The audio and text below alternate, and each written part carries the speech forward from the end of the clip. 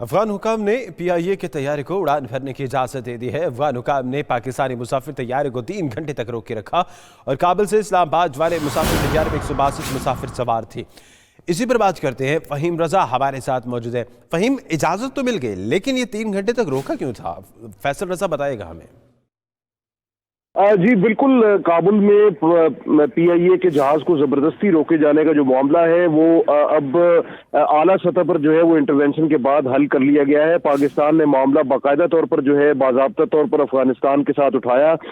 ذرائع کا کہنا ہے کہ پاکستانی حکام نے افغان قیادت کے ساتھ جو ہے وہ استنبول میں یہ معاملہ اٹھایا، جہاں افغان حکام استنبول میں جو ہے وہ ہارٹ آف ایشیا کانفرنس میں شرکت کر رہے ہیں۔ پاکستان کی سفارتی کوششوں کے بعد جو ہے وہ افغان حکام نے براہ راست جو ہے وہ کابل کے ساتھ رابطہ کیا، جس کے بعد جو ہے وہ پی آئی اے کے طیارے کو اڑان بھرنے کی اجازت دے دی گئی ہے۔ 3 گھنٹے بعد یہ معاملہ جو ہے وہ حل ہوا ہے۔ پی آئی اے کا طیارہ اب تمام جو ہے وہ 162 مسافروں کو کابل سے لے کر جو ہے وہ اسلام آباد روانہ ہو چکا ہے۔ ذرائع کا کہنا ہے کہ کسی مسافر کو جو ہے وہ کسی قسم کی جو تکلیف ہوئی ہے اس کے لیے نہ صرف جو ہے وہ پی آئی اے بلکہ باقی پاکستانی حکام نے بھی جو ہے اس پر معذرت کی ہے، لیکن افغان حکام کی جانب سے اس سلسلے میں کوئی معذرت سامنے نہیں آئی۔ پاکستان کی جانب سے معاملہ جو ہے وہ باضابطہ طور پر افغان حکام کے ساتھ اٹھایا گیا ہے۔ آج صبح جو ہے وہ پاکستان سے اسلام آباد سے پی آئی اے کا طیارہ معمول کے مطابق کابل پہنچا تھا، جس کے بعد جو ہے وہ 12 بجے طیارے کو واپس اسلام آباد آنا تھا، لیکن